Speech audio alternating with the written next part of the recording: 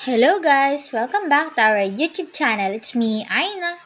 Ngayon nga pala guys ay gagawa ako ng adobong kangkong. Ang mga gagamitin ko nga pala ay sibuyas, bawang, konting karne, toyo, paminta, betchin at syempre ang kangkong. Una ko nga palang ginisa ang sibuyas at bawang.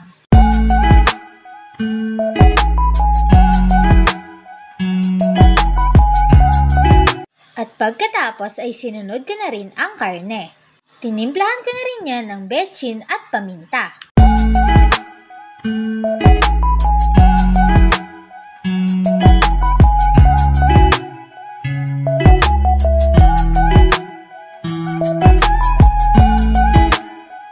At pagkatapos ay sinunod ko na rin ilagay ang kangkong.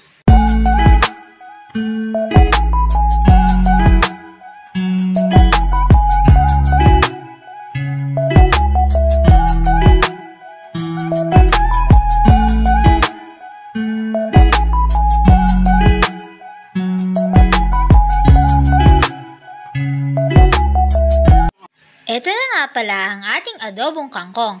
Kain tayo guys! Update ko na lang ulit kayo sa mga susunod kong video. That's all for today guys. If you like our video, don't forget to buy us a cup of Coke or coffee and see you next time. Bye!